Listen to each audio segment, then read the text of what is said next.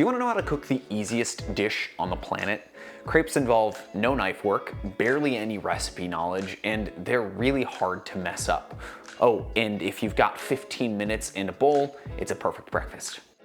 This is the start of an ongoing series where I'm going to teach you recipes starting from the easiest I could possibly think of all the way up to multi-step showstoppers. Really, this is about teaching the fundamentals of cooking in a way that's fun for you, and you get to learn a bunch of recipes on the way. The techniques are going to be in the recipes themselves, so you're picking stuff up as you go, and the goal is really to just get you confident and comfortable in the kitchen. Consider this an invitation for you to step into the kitchen and jumpstart your cooking journey.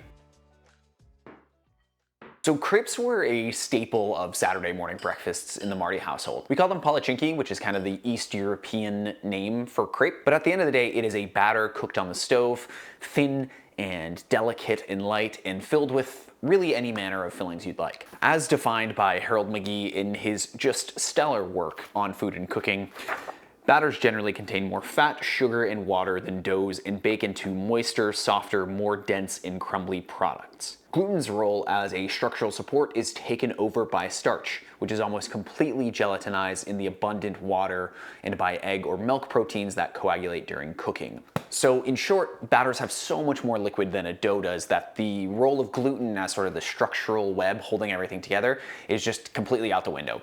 So equipment-wise, you'll need 2 large bowls that are close to the same size, a sieve to run our batter through, a whisk, preferably metal in this case, liquid measuring cups along with dry measuring cups, and a teaspoon. You'll need a ladle or a large spoon to get the batter into the pan. For the pan itself, I really like a 10-inch non-stick for this. It makes it really, really easy to flip the crepe, so you don't need a specific crepe pan or anything crazy like that. You're gonna need a heat-proof silicone spatula, as you can't use metal utensils on non-stick pans. Those run the risk of scratching the coating of the pan itself. So to make our batter, we'll need our eggs to be beaten first. In a large bowl, crack in 3 eggs and mix those together with a whisk or a fork if you don't have one. Beat them until totally smooth, which is difficult to do if there are a lot of other ingredients in the bowl. You don't want any of those long strands of egg, and that's much tougher when there's a ton more liquid in the bowl.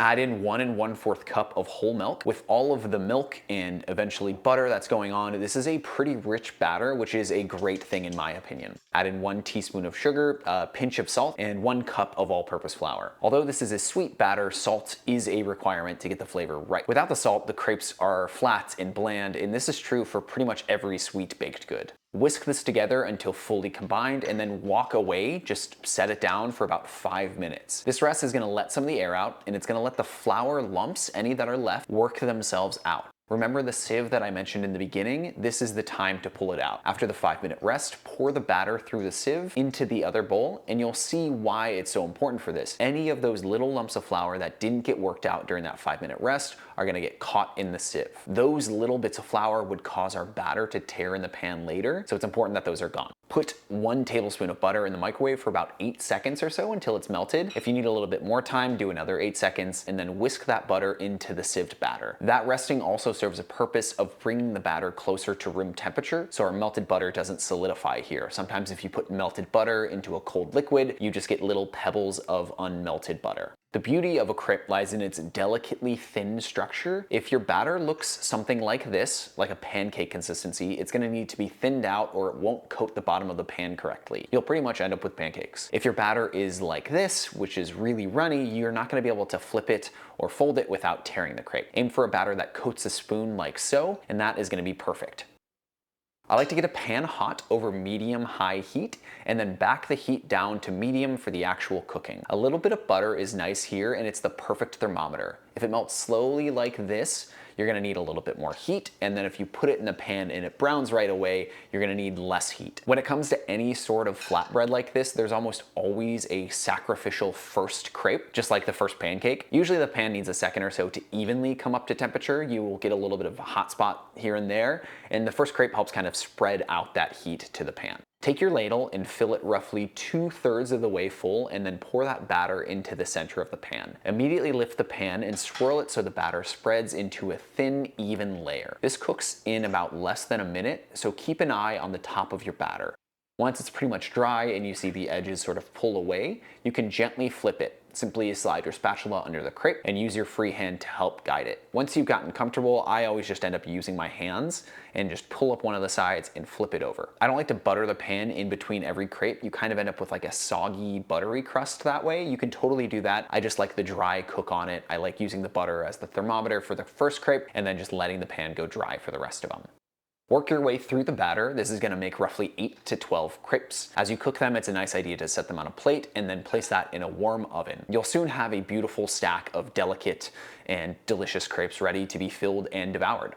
For fillings, the banana and Nutella combo is always a hit. I really like strawberries in a little bit of like vanilla scented whipped cream. This can easily be made by whisking cold heavy cream until it's fluffy and forming stiff peaks. Add in a little powdered sugar to sweeten it to your liking, and then a little bit of vanilla extract is nice as well. The combination of vanilla perfumed cream and tart strawberry is totally unbeatable, but Kid Cameron lived for a different combination. We used to roll these rather than fold them, and I would fill it with peanut butter and grape jelly. Then I would top it with syrup and powdered sugar. It was absolutely way too sweet, but totally delicious. If you end up with some leftovers, simply put them in a plastic bag and freeze them. They keep for months and can be reheated in the microwave for 30-second intervals until they're hot, and you're good to go. It's perfect because you can make them on a Saturday, they're super easy to make in the first place, and then you've got a ton in your freezer to just reheat whenever you want them. It's been a goal of mine for a long time to get substantially better at cooking, and if you share a resolution that's similar to that, join me. I challenge you to make these crepes and tag me on Instagram at Cameron Cooked This so I can share it and show the world your progress as well as mine. This is just the first episode, so stick around as things are gonna get harder as we go. I hope you enjoyed this, and I really hope you learned something. I'll see you here, same time next week for a new recipe that's gonna be more challenging than this one. I wanna give a quick massive shout out to the amazing people supporting me directly on Patreon through patreon.com/CameronMarty. There are people who have deemed my work worthy of supporting financially so I can keep creating videos like this, and it just means the world to me. Check it out if you're interested in supporting the channel directly. It means the world to me. Thanks again. Cheers.